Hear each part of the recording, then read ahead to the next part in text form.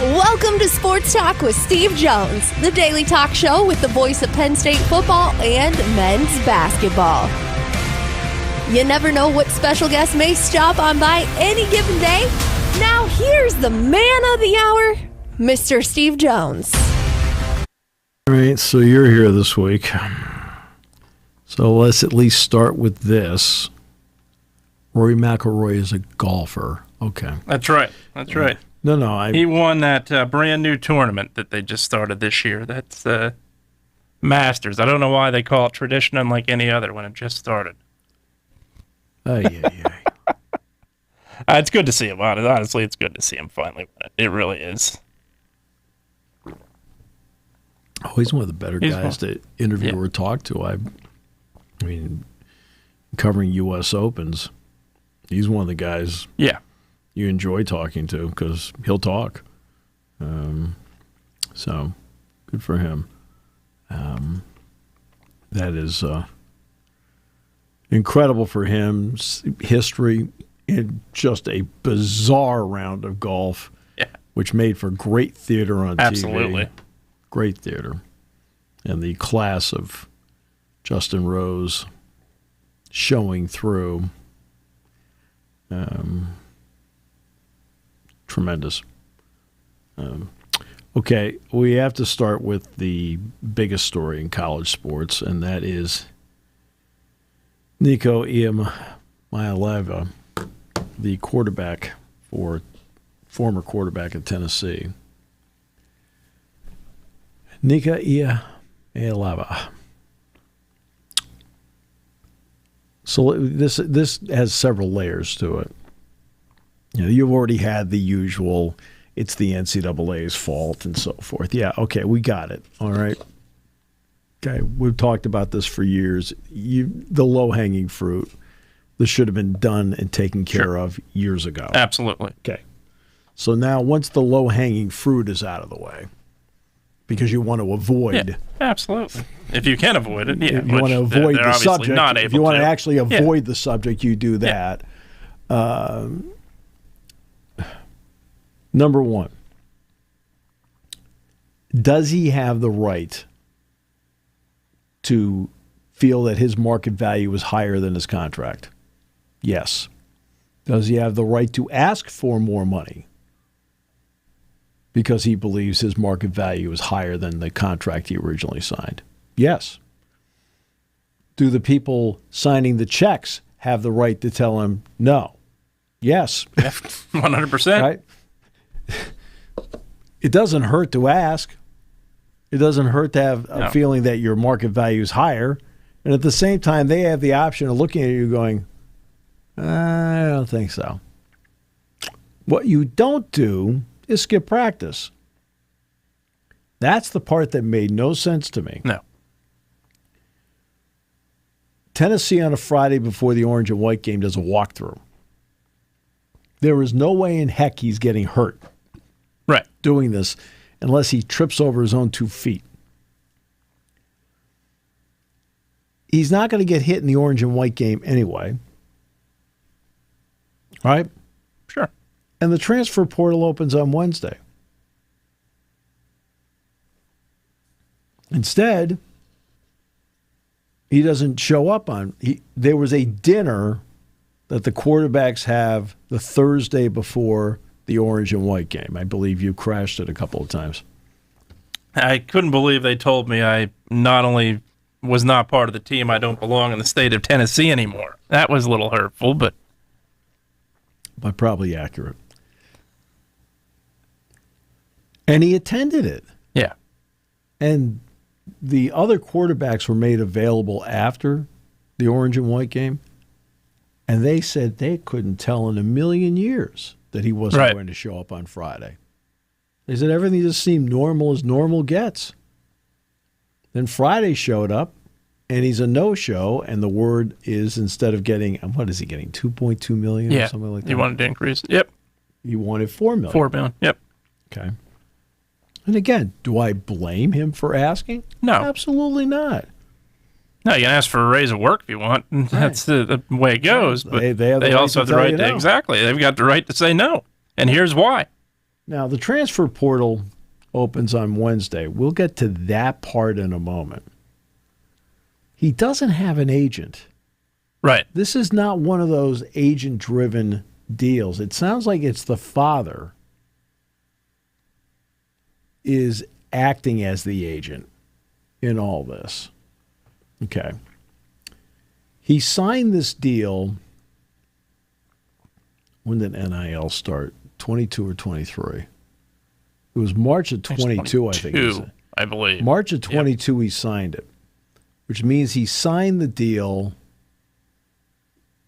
3.5 months before NIL was approved. So they were already in the gray area because of when he signed it. It was a deal worth $8 million. He was still in high school when he signed it. Okay. It got to the point where the Tennessee Boosters got the Tennessee Attorney General's office to get involved against the NCAA so they didn't touch the contract.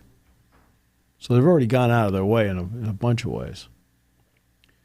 The contract, my understanding, was set to expire December 31st of this year. Okay. So he would have been due a new contract. So he was trying to reset the market 1 year out before his contract was up. Here's the problem. In his true freshman year, he didn't play much. Joe Milton was the quarterback. But when it came time for the bowl game, Joe Milton didn't play. He did. And to his, I think did they play Iowa? I'm trying to remember who they played. I think it was Iowa. I think they played Iowa, and he had a spectacular game. I mean, he played great. But then he finally gets the job full-time this season. And he throws 19 touchdown passes. The problem is 11 of the 19 were against Chattanooga, Texas El Paso, and Vanderbilt. That means the other 10 games, he threw 8, including none in the playoff game against Ohio State. It is safe to say that he had a good year for Tennessee. He did not have even remotely a great year for Tennessee. Once again, young player. Uh-huh. Everybody's on their own clock. He was going to be the starter coming up this season. Josh Heupel, for the most part, seems to have confidence in him. But if you notice as the season went and Tennessee would get leads, what did Heupel do? Yeah. Okay? When he had, okay, Hendon Hooker and Joe Milton. Yeah, he pulled them. No, when he had them. When he had them, they threw the ball. Yeah, they threw. Oh, yeah. They threw the ball. Sure. They threw the ball. Yeah. Hooker, for example, I think only had a couple of interceptions his senior season. Yeah. They went in undefeated to Georgia. Got blown out, obviously, against Georgia, but we're undefeated. But going into that, but they threw the ball. Right. As the season progressed with this team, they would get the leads and they would run the ball. They'd run the ball. Yep. Okay. Now, that's a tribute to the offensive line and to Sampson. Sampson's a very good running back. But for a head coach that has always been heavy lean on the pass game and loves the pass game, that sent me a message about the trust he had in his young quarterback. And again, everybody develops on their own clock. Yeah. And again, I think I'm being very fair about this. Yeah, I agree with you. I think it's two things that come into play.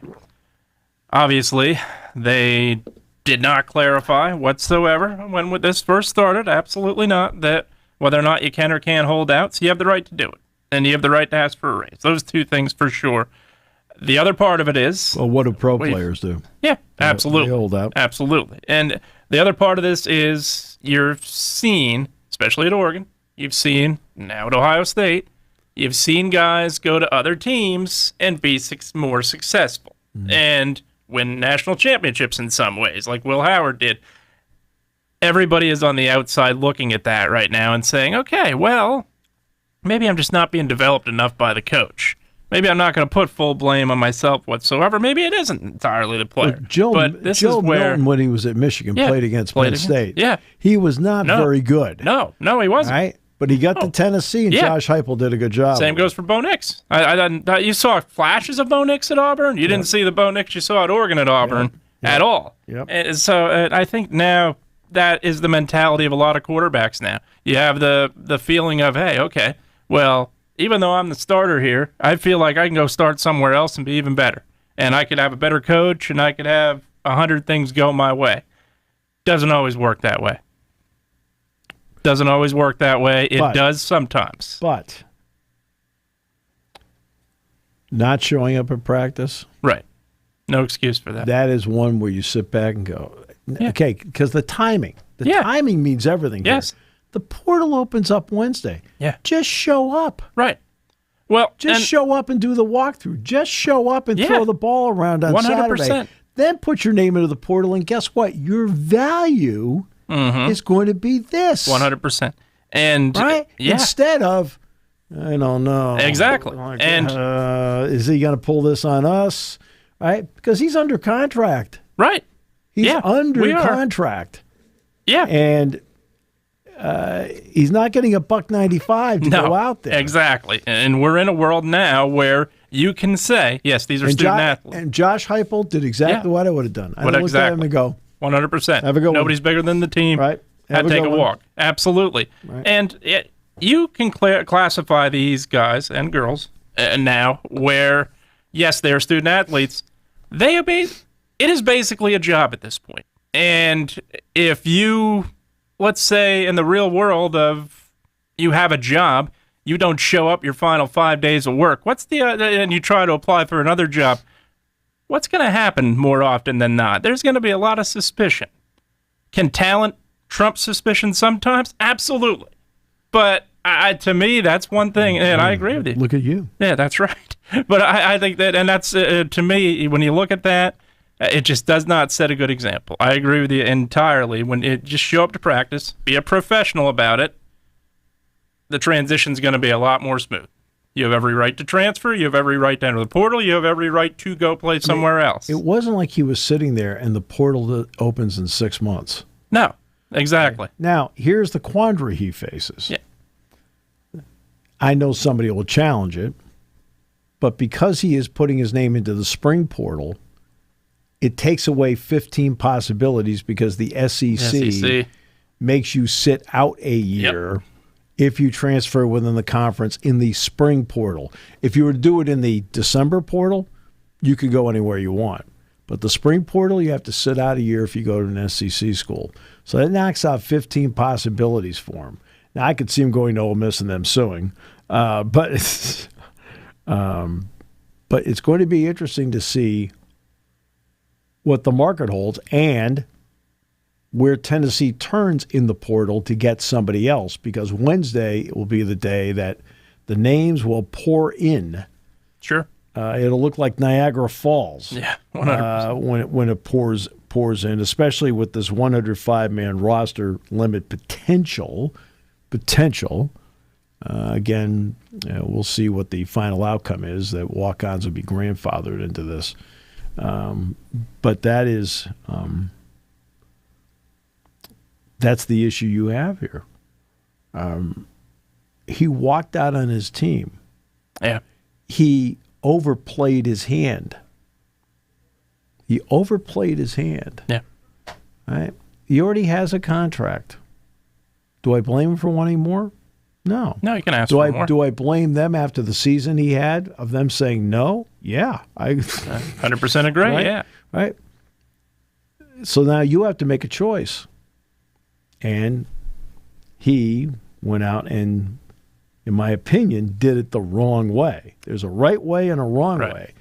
He did it the wrong way. Oh, pros hold out all the time. Okay, pros don't have the option. No. Okay, I'm sitting there and say, let's go big, Josh Allen. I'm going to sit out. I want more money. Well, where's Josh Allen going to go? Right. I mean, where is he going to go? He can't go anywhere. He's under There's contract. no transfer portal, There's no portal in the NFL. There's no portal, and you're not trading your franchise. Right. But I'm saying, though, there's no portal. In other words, I can't sit there and go, the portal starts on Wednesday, and Josh's going to put his name in. He's going to be an Arizona Cardinal by the end of the day. Sure. Okay, great. No. No, and here's the other part. So that's why when you hear like, well, pros can hold out, but where can they go? Where can they go? Number one, they can't go anywhere. No, they can't go anywhere. And here they can. No, exactly. And number two, though, when a pro holds out, he's not holding out 3 days before he can be traded. He's holding out in June. He's holding out. He's not going to minicamp in April. He's holding out in June and July. He's not holding out 2 days before the season starts. He's going to decide, well, now I'm just not going to play. He overplayed his hand. Big time. Simple as that. Big time. He over-evaluated his value at this hour. Right. His people over-evaluated his value at this hour. Yeah. Now, he may go into the portal and get $5 million. I have no idea. Yeah. So maybe it does work out for him. No. But it could. But he didn't have the kind of season that warranted. But okay. No. I mean, so far for their money, this is what they've had for their money. For their money, in March of 2022, they've ended up with, of course, no production in 22 at all. Right. Virtually no production in 23 at all until the bowl game. Until the bowl game, where you're not going to have film on this guy, so he can have the game he had. No, right, right. Exactly. Yeah. They don't know what he can or can't do. Exactly. So you have nothing in 22. You have nothing except for the bowl game in 23. So far, we're not exactly rolling here. No. He's been getting a lot of money for doing a lot of in-game nothing. Yeah, inconsistencies. Yep. In-game nothing. Right. Doesn't mean he's not practicing great, learning on the job, the whole thing. Then he finally gets a shot. Watch the Oklahoma game. Mm-hmm. Ooh. I mean, Josh Heupel looked around and said, just give the ball to Sampson. Yeah. Just keep giving the ball to Sampson. We need to get out of here. Yeah. At what point did you watch the Ohio State game and say Tennessee had a chance in that game? Yeah, he was 18 of 42 in that game. And because they had to throw the ball when they were down 21-0 because he threw interceptions. Right. They're absolutely not a game where you look at and say, okay, this guy is my franchise. This guy can do what he wants to do. Now, that doesn't mean he's not going to get better. That doesn't mean he can't go out and turn in a 27 touchdown, 3 interception season and lead you. I mean, because he was part of the reason, besides an excellent defense and a big-time running game, that Tennessee got to the playoff. Right. And they were a 9 seed. And, they got into the 8-9 game, and it turned out the 8-9 game ended up being the team that won the national title. He's the first one to do this, to our knowledge. Yes. At least to do it publicly. And now he's sitting there.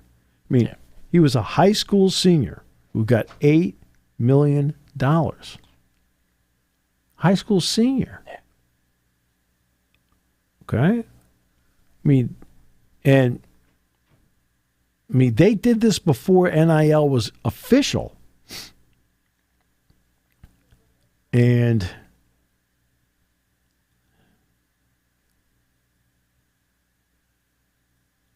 you're talking about $2.2 million, final year of the 4-year deal. Final year of it.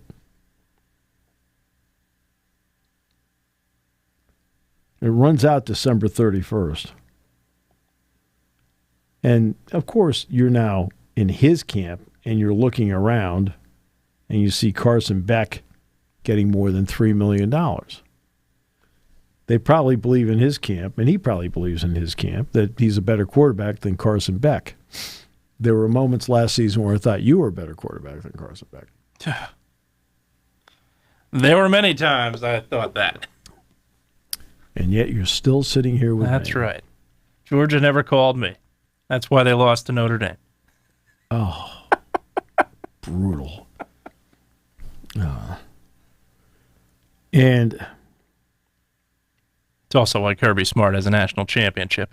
Yeah.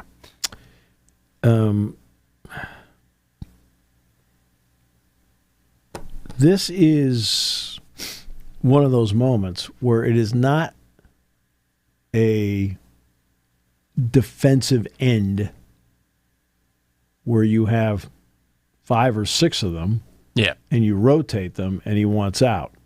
It could be your star, for obvious reasons, but there are still other guys. This is your quarterback. One of them plays. One. Against SEC bowl teams, he threw a total of 6 touchdown passes. 6. Okay. Yeah, and the advantage of this, it could go both ways, obviously. And by the way, 4 of the 6 were against Vanderbilt. Yeah. That means the other 5 bowl teams in the SEC, he threw 2. Yeah, literally 2 touchdown passes. Okay. I'm not exactly running back going, can we get an extension? No. And the other part of it, yes, your spring practice is culminating, obviously, but you still have time to work in a quarterback. If you're Tennessee, you have plenty of time before the season begins to work in and evaluate what you have at that position minus him. For him, obviously, he has the chance. Portal opens Wednesday. He's at a disadvantage a little bit, and we'll see where he ends up. All you need is one group to think they're bidding against somebody else and overpaying. 100%. Right? You're actually bidding against yourself and don't realize it. Realize it. Right? Because they're going to tell you, hey, we want $4 million because they're offering $3.5 over here. Agents do wonders in 2 different ways. He doesn't have an agent, obviously. They do wonders 2 different ways. One, they'll get in your ear and tell you you're a first-round pick when you're a 5th or 6th. Or 2, they will get you first-round money when you are a 5th or 6th-round pick. So it goes 2 different ways, and depends on who's in your corner, ultimately.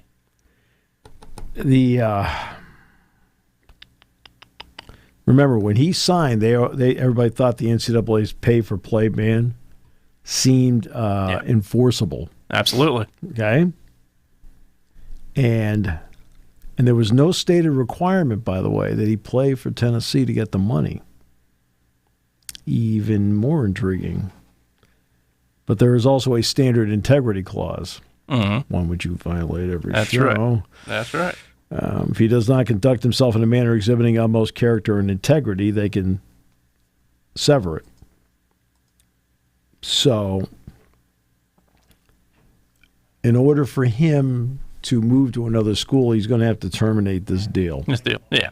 Now, again, it runs out December 31st. Runs out. He's got a lot of his money, and the other part of it, he's going to get his money somewhere. So he's not going to effectively lose money, I don't think, unless everybody truly believes, hey, this guy's not the answer, which I don't think is going to be the case. When you're a starting quarterback in the SEC, even with only 6 touchdown passes against bowl teams, when you're a starting quarterback in the SEC, somebody's going to go after you. There's no question about that. Whether that's one team, whether that's 10, I don't know. But, yeah, he'll have another opportunity. It's just the way I agree with you, though. The way he handled it, the way he went about it, that's not how you do it. The second he did it, and they looked around and go, where's Nico? Mm-hmm. He forever lost the locker room. Yeah, forever lost the locker room. You lose other people outside when you do that, too. You don't lose everybody. Again, talent sometimes completely overrules things sometimes. But having said that, you look at how a lot of these star athletes in the NFL have conducted themselves. Terrell Owens, the way he handled Philadelphia, how many teams were lining up to get him on their team right after that? There weren't many. No. He went to Dallas, and that's fine. He got his money, but there were not 20 teams lining up interested in a guy that is probably at that time top 2, top 3 receiver in the league. And they weren't lining up for him. The way he conducted himself, that absolutely will throw an employer out of your way. Drew Rosenhaus. Well, no doubt. Rosenhaus, like I said, you have agents that are can get you first-round money when you're a 5th-round pick. Drew Rosenhaus. You have agents that can tell you you're a first-round pick, and you're not even on their radar, and unfortunately your career fizzles. It goes a lot of different ways. You've got to have a great agent. Rosenhaus, love him or hate him, is exactly that. Now, remember, the UCLA director of player personnel is Stacy Ford. Yep. And guess who played quarterback for him in high school? Mm-hmm. Okay. Now, Texas Tech, everybody knows they got a boatload of money. Yep. They already told him no. They already told him no. Yep. And UCLA has a quarterback right now. I just don't know how confident they are in him. In Joey Aguilar? Yeah. Yeah, out of Appalachian State. Yep. So, yeah, it's... I don't know. I don't either. I don't know. And this is the case of a group of people, from dad to the player himself, Sure. where they overplayed their hand. Completely. And they didn't play the hand correctly. Right. You can sit there and talk to them about, look, I want $4 million. They have the right to say no and say, look, you're under contract already. You're in breach of it if you don't show up. One of the great franchises, and again, we can only use the pro comparisons because it's unprecedented at this moment in college, which it's probably not going to be now. But you look at how the Pittsburgh Steelers handled negotiations. For the longest time, they didn't renegotiate deals until you were a free agent. And that's one of the most trusted and respected franchises in NFL history. So, yeah, I think it's going to be very interesting to see what happens. Again, whomever gets him will be told somebody else is offering X so they can get Y. Absolutely. And there's a good chance they might be bidding against themselves. Yep. You also have some organizations out there that are desperate to get somebody in to be their quarterback that has some experience. And I think the school you named is a prime example. Yeah, again, I think UCLA's got a quarterback. They also have a young head coach, second-year coach. But I also don't know where they're going to get the money from. No, I don't either. That's the problem. I don't know where they're going to get the money from. No, I don't either. Part of this is a two-pronged deal. See, that's what's about this that is so like, what the heck? You're going to get $2.2 million. Right. You're also going to get money from internally, and he's going to get back pay. He's going to get back pay? Yeah. So I don't understand where he's going here. You're going to have outside ways to earn more money, too. Absolutely. He couldn't have walked in and said to them, hey, the $20.5 million, I'd like 1/8. That gets me to 4. Yeah. Yep. But what you're seeing, though, right now with NIL agreements, you notice how they're really like ratchet it up. You know why? Because July 1st, revenue sharing goes in, and any NIL deal has to go through the clearinghouse. Yep. Nothing goes through a clearinghouse right now. Right. Thus, you're seeing an overpayment across the board from different organizations. Yep. This is why I think a good reason why you're going to see the portal light up a little bit. I think in a big way this year because of that. This is the last time you're really going to get that without it going through a clearinghouse. Yep. Now, of course, at some point, the idea of the clearinghouse will be part of a lawsuit. There's no doubt about that. All right. That's what I told my broadcasting class. I said, maybe you guys ought to take one law class just to have some basics. I said, especially one on antitrust law, just so you could have the ability to competently talk about it. It is this is, first of all, Josh Heupel did the right thing. I'm sorry. I agree. Nobody's bigger than the team. Nobody. No. And again, you're not getting $1.95. Correct. Hey? You're allegedly getting $2.2 million a year. What the heck? Now, because Carson Beck got 3? Well, so far, last I checked, he's been on the field some of the biggest games of the... Hey. Yeah. It is...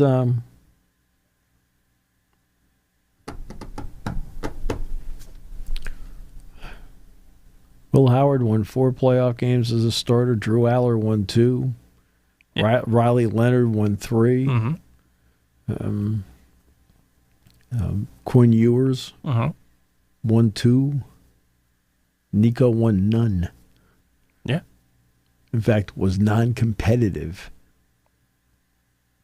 He has as many playoff wins as Kevin Jennings. Yep.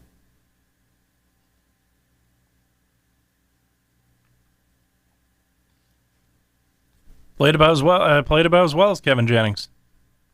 Yeah. I think when you look at it, it's both of them struggled dramatically in that first playoff game. Yep. Ohio State was up 21-0 in that game. I think it was 21-0 out of the gate. It was 21-0 first quarter. You're like, right out of the gate. This game's over. And look, Ohio State was, in the playoffs, they were a different animal. They were definitely a hungry team. They were a very motivated team. Not that everybody isn't when you come to playoff time, but I think that without a doubt they weren't the 8th best team in college football. I think we clearly saw that. But having said that, still did not play well against them. Nope. No. And this won't be the last time this happens. Right. No, this is the first of many, I feel like. I think this is going to unfortunately open up a lot of things not for the good in college football. We'll see. Yeah. You just hope that the future people handle it better than he did. Again, okay, this is all out of control because 20 years ago they should have taken control of it. We know that. Mm-hmm. This is out of control because you don't have collective bargaining. Right. This is out of control for a whole list of reasons. Right? The fact that you have 2 transfer portals, like I said, you can compare it to an NFL holdout. They don't have a transfer portal. Transfer portal. Okay, this is their only source to get themselves more money. He had options. Yeah. It's okay to ask. Yeah. It's okay for them to say no.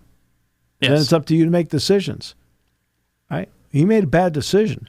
Right. Not in leaving Tennessee, he made a bad decision by blowing off practice. Yeah. Right? A huge. Right? Yeah. Right? And that's the part where you sit back and go, do I want this guy?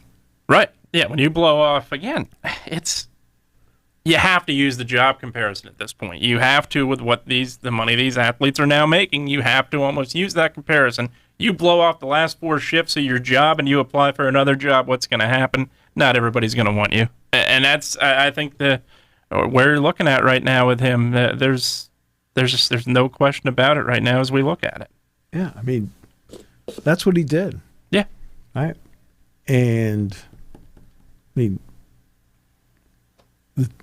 again, there are some place, Arizona State, Kenny Dillingham is one.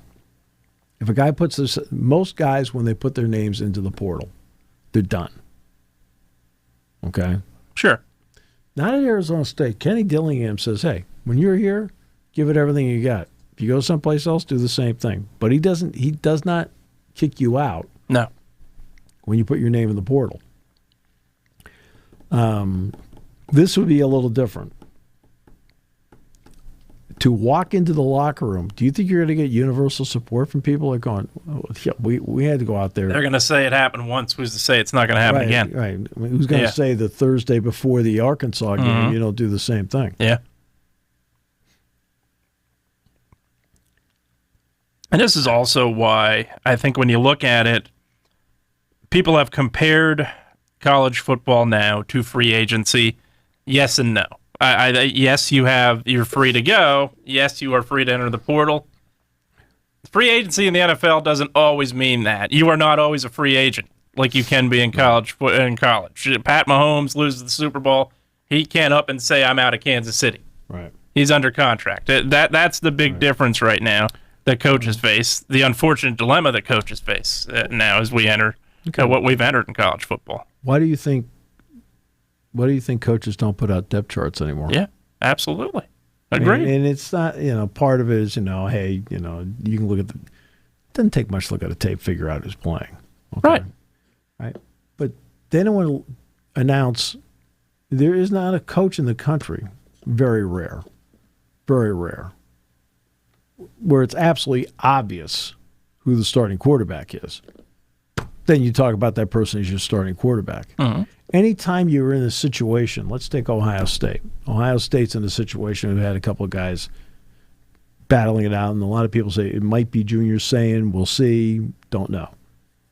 Ryan Day isn't going to announce him as his starting quarterback. No. Why? He doesn't need the other people transferring. That's absolutely. Yeah. See, I mean, that's, And that's also why I know there's... And in this case, in Tennessee's case, he was under that category. Everybody knew he was the starting quarterback. Yeah, absolutely knew it. And it's why, and a lot of these schools that have canceled spring games, they've taken criticism for it. But the biggest thing I would say to it, put yourself in the shoes of the coach right now. You're in a transfer portal that's opening in 2 days.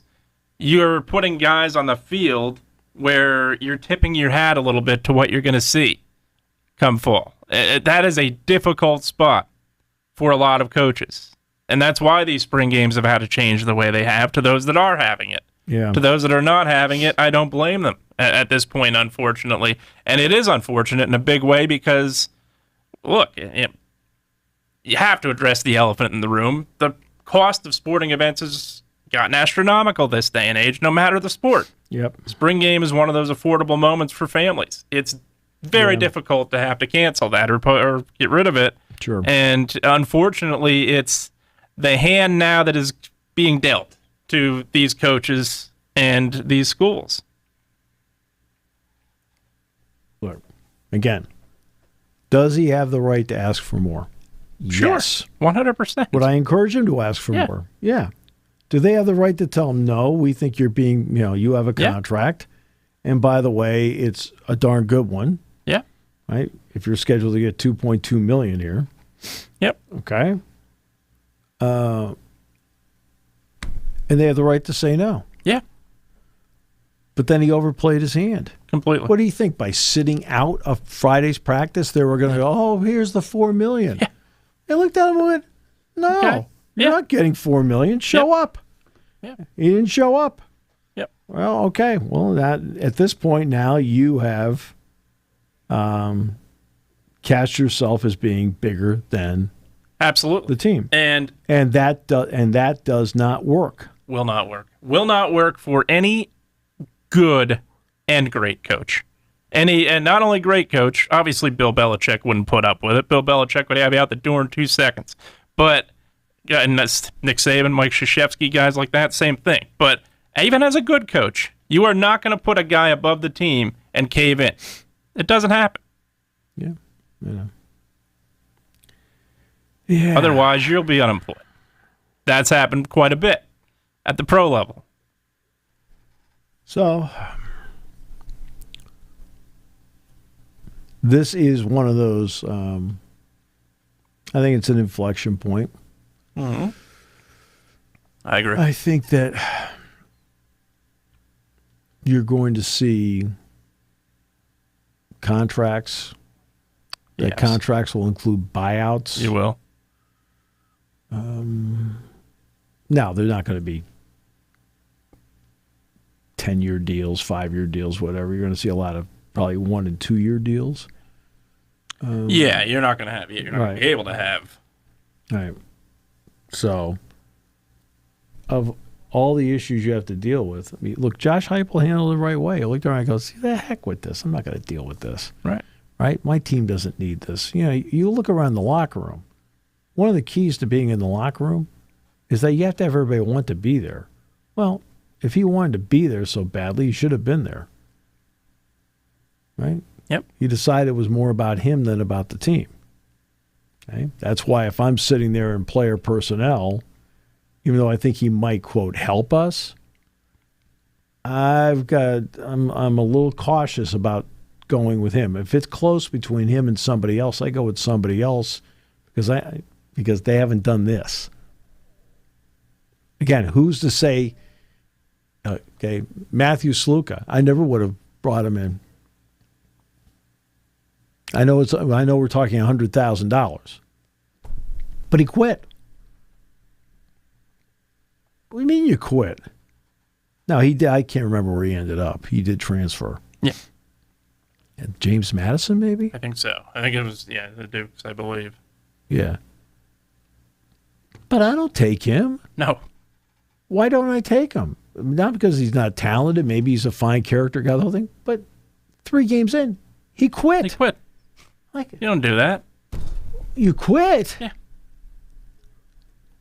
See, in college, far too often it works out okay for you. In the pros, right, you do that, it doesn't work out for you. Nope. Nope. And look, we've seen this before. We're talking about adults. Yeah. You do that, it doesn't work out for you. No. Right? Nope. It's a big reason why head coaches fail their first experience in the NFL.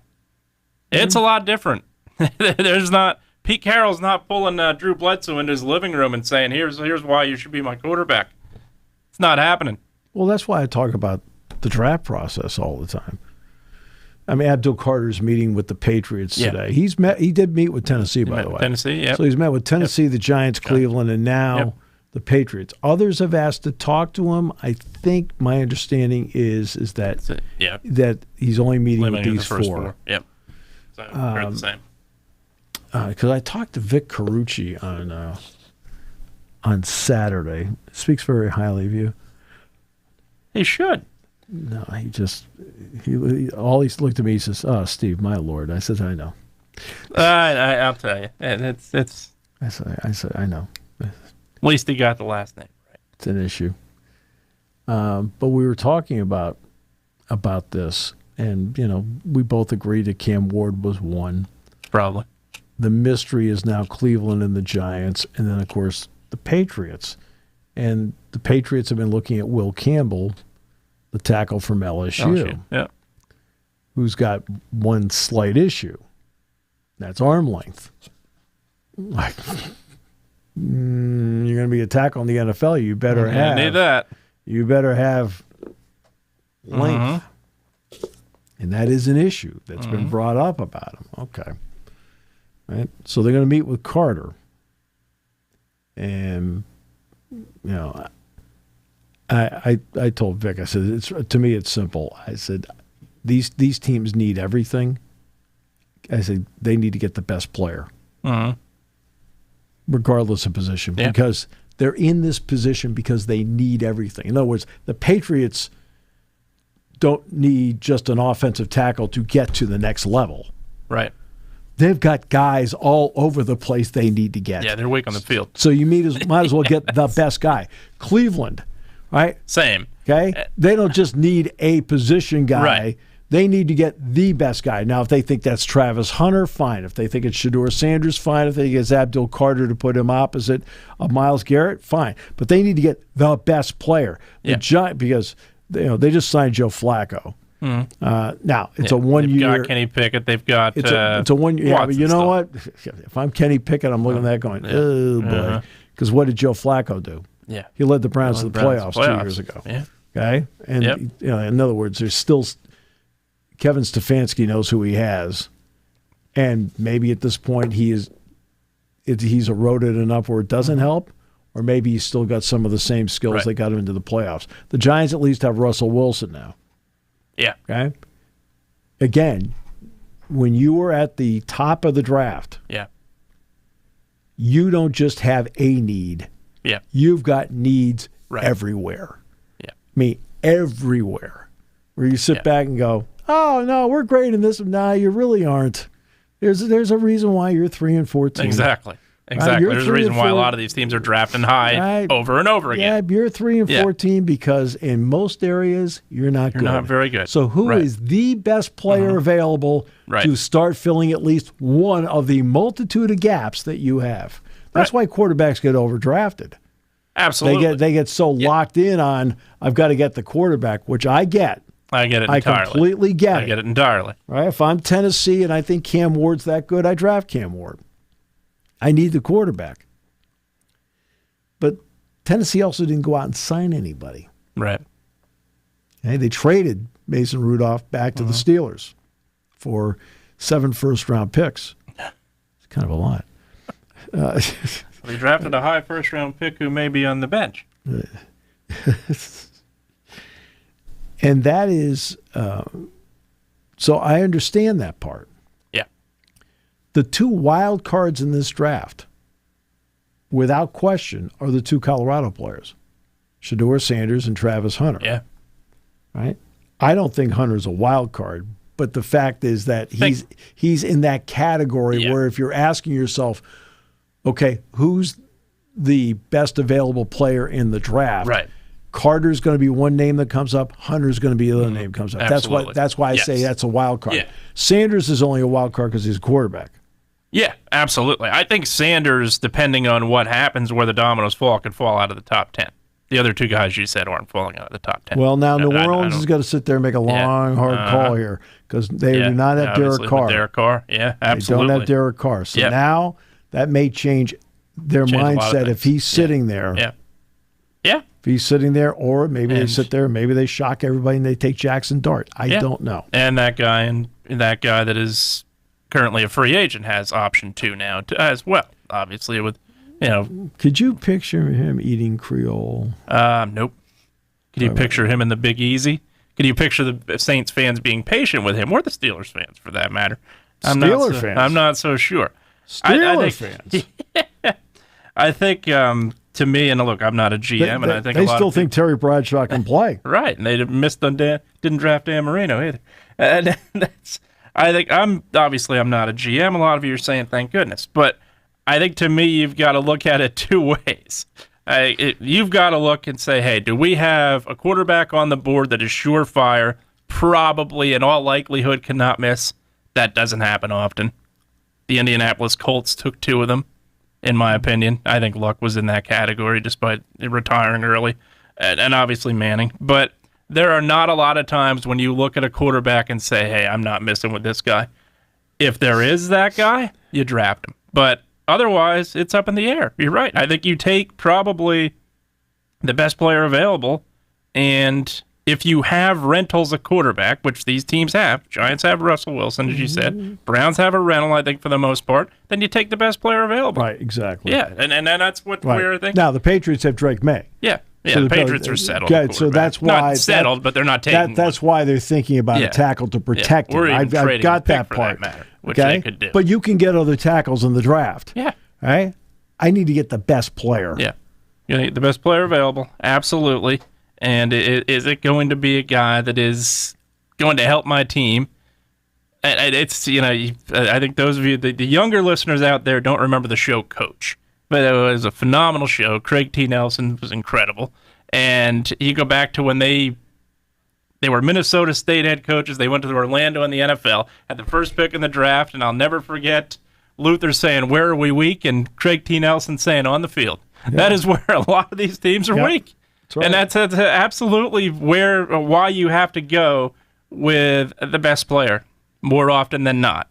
Unless, again, there's a quarterback that I'm looking at and saying, I'm not going to miss with this guy. This guy is probably going to be very good. Now, look, we've had that before, and they've not been very good. But more often than not, when you say that about a quarterback, they're usually pretty good because you don't say it often. Right. So if it doesn't happen that way, you take the best player available. Yeah. So. And don't give me Pat Mahomes. Those of you, I did not see that coming. I don't think a lot of you did.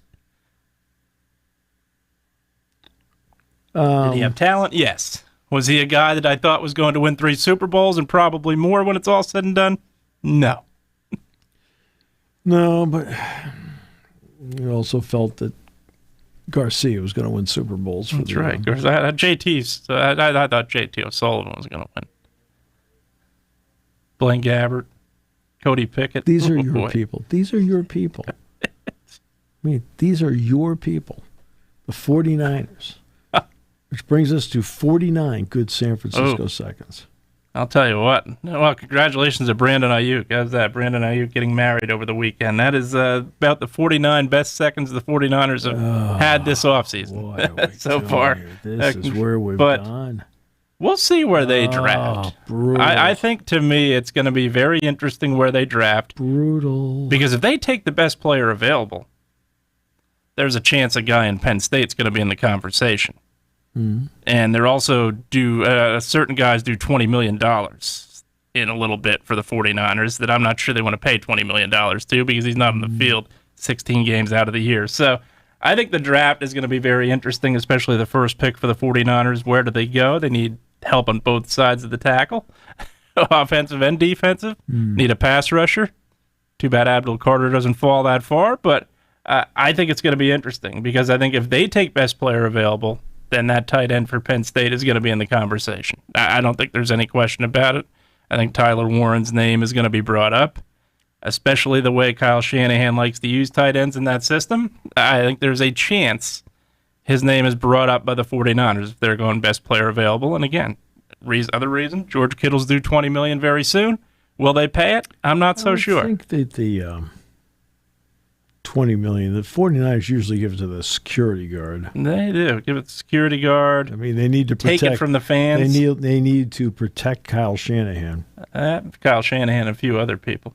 Oh, they've got to pay a quarterback here pretty soon, too. That's one contract coming up. The 7th round guy? The 7th round guy.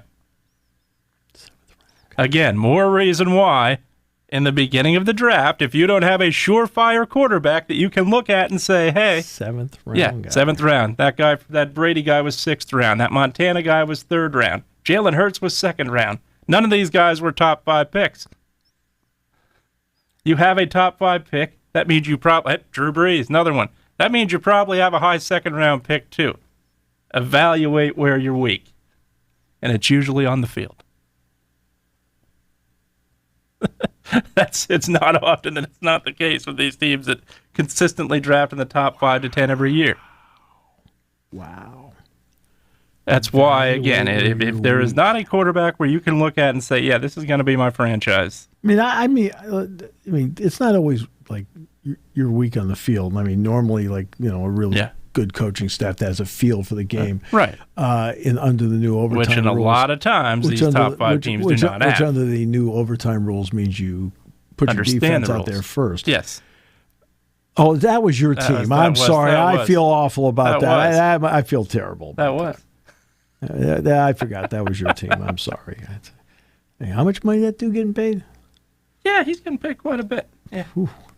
Same with that team. Well, of course, I can't blame the team captain because the coach should have been telling the team captain the rules. Oh. Well, I love the excuse. Well, we would have scored first. The Chiefs would have gone for 2.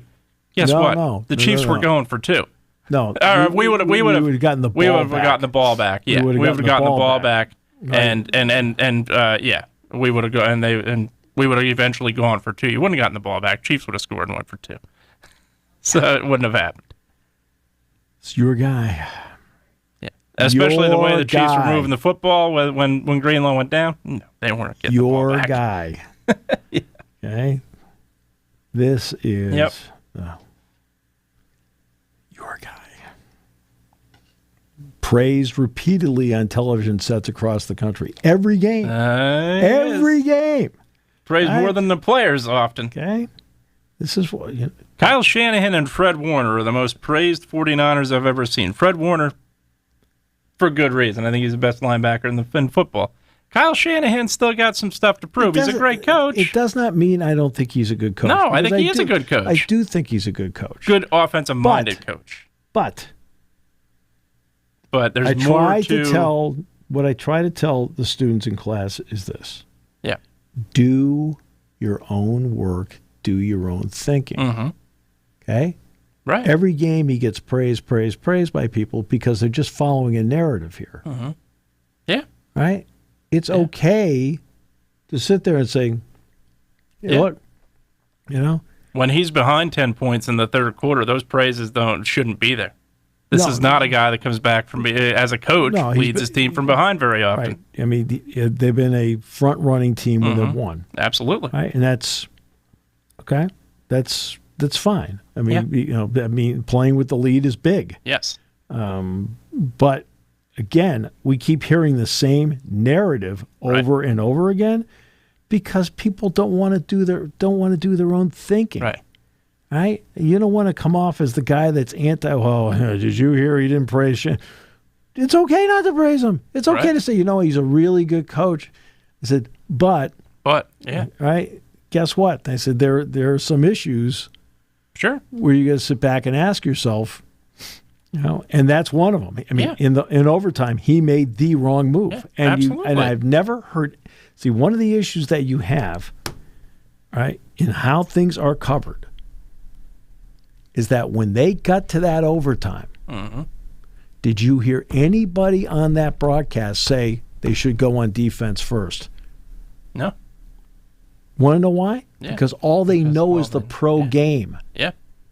Right? You've got a college model that tells you idealistically how you have to play that. You go on defense first to then find out what you need. Yeah, absolutely. Right? Now, you're not starting from the 25-yard line. I mean, it's being played like a game. Sure. But you find out what you need. And for all you know, you get a 3-and-out and you get the ball at the 40-yard line. Now I know I just need a field goal. Yep. Penn State went on defense first against USC. Yeah. Right? And he missed it. So Penn State knew they needed a field goal to win. And so what did they make sure that they did in the final sequence? Okay, Drew centered the ball. Because they knew what they needed. Right? Pro coach. Oh, we'll take the ball. No, don't take the ball. And you had nobody on the broadcast tell you that. Nobody. Right. Remember I was talking about the Final Four last week? You weren't here. It was one of the more enjoyable weeks. I'm kidding. Right? But I was talking about this last week. Like, Duke is playing Houston. Right? And they're going through, or maybe it was the national title game. No, it was the semifinal game. And they put the graphic up with the game reset, which is fine. But you've got to give perspective to the graphic, which Ian Eagle's a great broadcaster, but he gave no perspective on the graphic. Each team has 18 fouls, which means you then tell the audience, made up of diehards who know, so you don't worry about them, casual fans who might know. And NBA fans who have different rules. They're not going to call a timeout and move the ball up. Right. Okay, 75 feet. Right? You tell them that 18 fouls means there's still one more, 1-and-1 left in the game for each team. Which in this case, of course, was Duke being the team in front. And they didn't do it. Right. They just told you they had 18 fouls. Okay, that's fine. Well, it's the same thing with this. Your job is to, yesterday, let me tell you, CBS is getting a lot of praise for about the incredible job they did with McElroy. And yes, they did an incredible job of McElroy. You want to know where they failed? Like, completely failed. Okay? They didn't tell anybody until it was over what the playoff rule was. Yeah. I mean, is it an 18-hole playoff, which we know it's not? Or is it this new 4-hole aggregate playoff? Or is it a 1-hole sudden death? Okay, they didn't tell you till after McElroy missed the putt. When McElroy dumped it into the bunker on 18, that's the point where you say, so this is going to be a tough out, right? If McElroy doesn't par, it'll be a playoff, and they'd go back to 18. That's all you have to do. And CBS never did it until after he missed the putt. I was sitting there going, well, what is the playoff rule at the Masters? Yep. No, seriously, I mean, and not only that, what hole does it start at? Yep. Now, they finally then explained, hey, look, you play 18. If you're even after 18, you go back to 10. Oh, okay. I mean, they explained that. But tell everybody ahead of time. Prep people. That's your job. He's sitting in the bunker. You're telling me, I mean, look, is he a great bunker player? Sure. Has he had America's greatest day on the golf course? No. Right? There's a good chance he's going to two-putt. Why? Because he hasn't had the greatest day. Tell everybody. Did they? No. Nope. But they got universally praised because they stayed silent for 7 minutes. Okay, you deserve that. You earned that praise. You earned it. There's a lot of other good things that you did that you earned along the way. The way Dottie Pepper described the shot on 13, she was great all day. She was brilliant all day, right? You know, like she usually is. But people are getting praised for not doing the basics when they're not doing the basics. He's in the bunker on 18. We all know that with a one-shot lead, he's got to get himself out. Oh, by the way, he doesn't have a surefire putt to win it. So you're sitting there like, okay, here's the situation now. one putt to win the Masters. If not, then back to the 18th tee in a playoff with Justin Rose. Set it up. Yeah. In a sudden death playoff. Set it up. Never was told. Never was told. Had to do the 5,000 reaction shots because we got to earn that Emmy. Okay, got to earn that Emmy. Let's do the 5,000 reaction. What a great directing job. Tell us what's next. Yep. He's sitting in the sand on 18. Just outline what the possibilities are. Yep.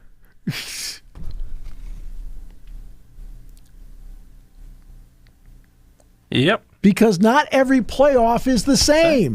No. The Open Championship, I think, is a four-hole aggregate. Yep.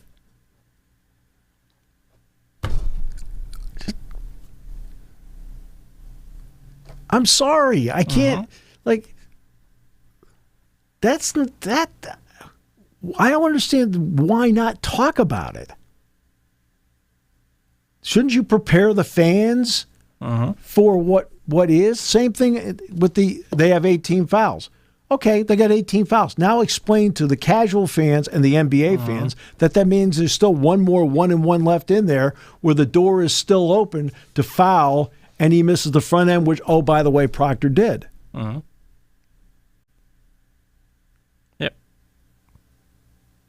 One of the very best at telling people rules, telling people the scene, and telling everything is one of the ones that gets criticism for what reason I'll never know, Joe Buck. Joe Buck, okay? Yep. Same thing in the Super Bowl. Why wasn't there anybody there saying in college football when you're in this situation, you always want to go on defense first, and nobody said it? Nope. Nobody said it. Nope. Why? Yep. And it's one of those where you knew ahead of time going into the game it was a possibility because you always have to know all the possibilities going in. Nobody sat down and said, hey, like in the production meeting, I can't remember who did the game. Who did that game? That was Nance and Roma, right? It was CBS? Right. Was it CBS? I think so. CBS.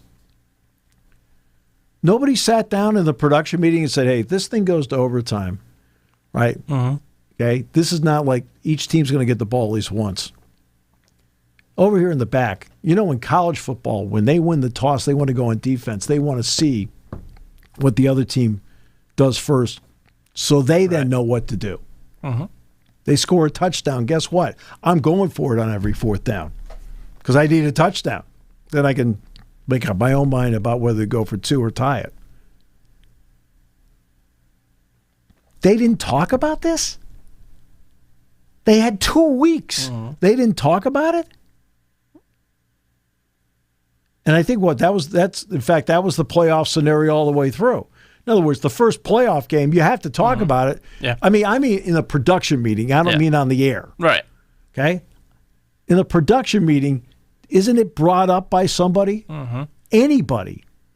Hey, by the way, guys, remember, we get to overtime. In college, the coaches, I know it starts from the 25, but this isn't that different. Each team is guaranteed a possession. They want to go on defense first to see what they have to do offensively and how they counter it. Now all I need is a field goal. I'm going to need a touchdown, right? Which means I'm going to go for it in every fourth down. So we need to talk about this so when it comes up and a coach decides to go on offense, we go, well, that's not really how it's supposed to be.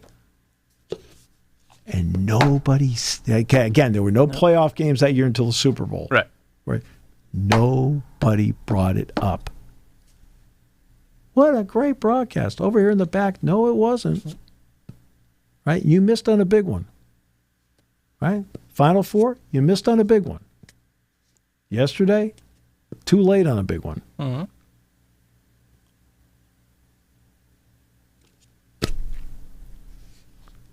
mean, I follow golf, but I didn't know they hadn't had a playoff in the Masters since 2017, for goodness sakes. Yeah.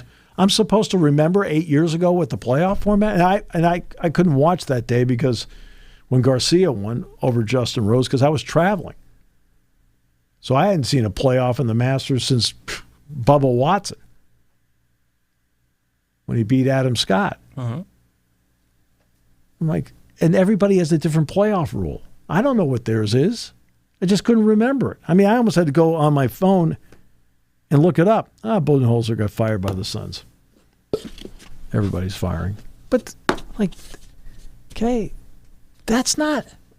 Okay, capturing the drama and the whole thing. Okay, great. We're all going to get our Emmys. It was the greatest broadcast ever, blah, blah, blah, blah, blah. Well, guess what? When it came time to tell everybody to play, we're a little late to the party. It was finally like, oh, okay. You remember they did that big wide shot yesterday showing the 18th and the 10th?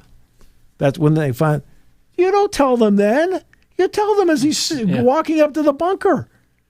You've got all the time in the world as he's walking up there to tell them, here are the stakes. Hey? They didn't put him in a Jaguar and drive him up there and you only had 3 seconds. He walked. Okay? He walked 125 yards. Yep. Okay? That takes a little time. You've got the time to say, hey, he needs to get out, 1 putt, win it. If he gets out in 2 putts, it'll be a playoff. If it is a playoff, they go back. It's sudden death. It'll start at the tee at 18. All you got to do. And it's up to the producer. Okay, let's not get on Jim here.